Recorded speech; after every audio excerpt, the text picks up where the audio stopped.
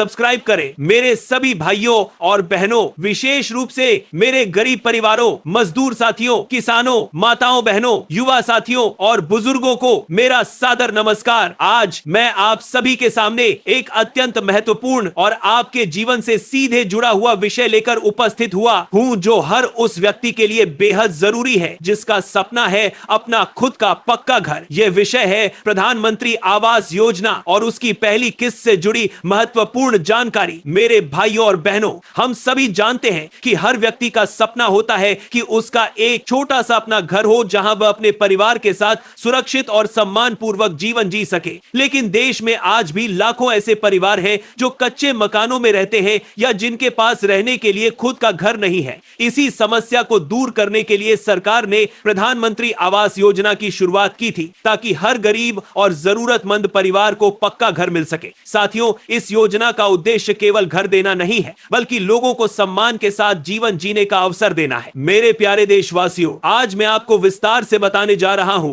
कि प्रधानमंत्री आवास योजना के तहत पहली किस्त कब आती है, किसे मिलती है और कैसे मिलती है, और आपको किन किन बातों का ध्यान रखना चाहिए ताकि आप इस योजना का पूरा लाभ उठा सके और आपका बैत है घर बनाने का सपना जल्द से जल्द पूरा हो सके। मेरे भाइयों और बहनों, सबसे पहले समझते हैं कि प्रधानमंत्री आवास योजना क्या है। यह सरकार की एक महत्वाकांक्षी योजना है जिसके तहत गरीब और आर्थिक रूप से कमजोर वर्ग के लोगों को घर बनाने के लिए आर्थिक सहायता दी जाती है। यह योजना दो भागों में चलती है, ग्रामीण और शहरी। ग्रामीण क्षेत्र में रहने वाले लोगों के लिए प्रधानमंत्री आवास योजना ग्रामीण लागू होती है, जबकि शहरों में रहने वाले लोगों के लिए प्रधानमंत्री आवास योजना शहरी लागू होती है। दोनों योजनाओं का उद्देश्य एक ही है, हर व्यक्ति को पक्का घर उपलब्ध कराना। साथियों, अब बात करते हैं पहली किस्त की। मेरे प्यारे देशवासियों, प्रधानमंत्री आवास योजना के तहत पूरा पैसा एक साथ नहीं दिया जाता, बल्कि इसे अलग अलग किस्तों में दिया जाता है ताकि यह सुनिश्चित किया जा सके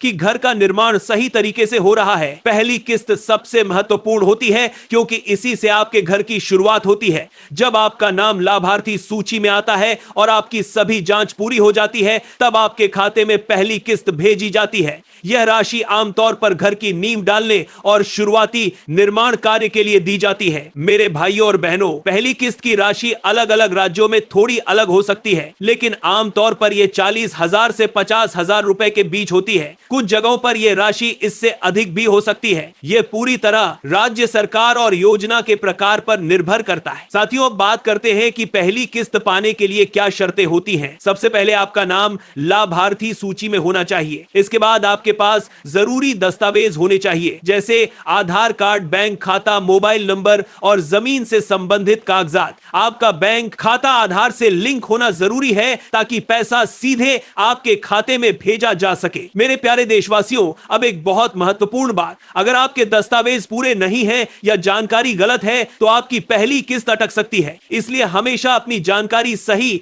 और अपडेट रखें। साथियों, अब बात करते हैं कि पहली किस्त आने के बाद आपको क्या करना चाहिए। जैसे ही आपके खाते में पैसा आता है, आपको तुरंत अपने घर के निर्माण का काम शुरू करना चाहिए। सरकार चाहती है कि जो पैसा दिया जा रहा है उसका सही उपयोग हो, इसीलिए समय समय पर अधिकारियों द्वारा निरीक्षण भी किया जाता है। अगर आप निर्माण कार्य शुरू नहीं करते या पैसा किसी और काम में खर्च कर देते हैं तो आगे की किस्तें रुक सकती हैं। मेरे भाइयों और बहनों, अब बात करते हैं दूसरी और तीसरी किस्त की। जब आप पहली किस्त से घर की नींव और शुरुआती ढांचा तैयार कर लेते हैं, तब अधिकारी आकर निरीक्षण करते हैं। अगर सब कुछ सही पाया जाता है तो दूसरी किस्त जारी की जाती है। इसी तरह तीसरी किस्त घर के अंतिम चरण में दी जाती है। साथियों, यह पूरी प्रक्रिया इसलिए बनाई गई है ताकि कोई भी व्यक्ति योजना का गलत फायदा ना उठा सके और हर लाभार्थी को सही तरीके से घर मिल सके।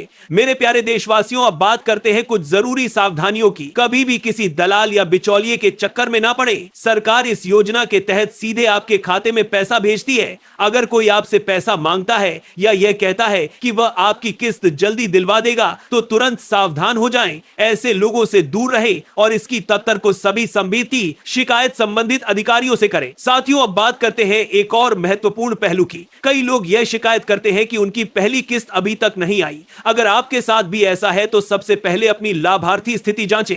आप ऑनलाइन पोर्टल के माध्यम से अपना नाम और स्थिति देख सकते हैं और कार के साथ देखने के लिए 2 रुख करते हैं। ये सबसे तारीफ करते हैं कि आप लाभार्थी स्थिति जांचें। अगर वहां कोई समस्या दिखती है तो अपने ग्राम पंचायत या नगर पालिका कार्यालय में संपर्क करें। मेरे भाइयों और बहनों, आज के समय में सरकार ने पूरी प्रक्रिया को डिजिटल और पारदर्शी बना दिया है। साथियों, प्रधानमंत्री आवास योजना केवल एक योजना नहीं है, यह गरीबों के सपनों को पूरा करने का माध्यम है। यह उन लोगों के लिए उम्मीद की किरण है जो सालों से अपने घर का सपना देख रहे थे। सरकार आपके साथ है और यह योजना आपके सपनों को साकार करने के लिए ही बनाई गई है। इसी विश्वास और उम्मीद के साथ मैं अपनी बात समाप्त करता हूं।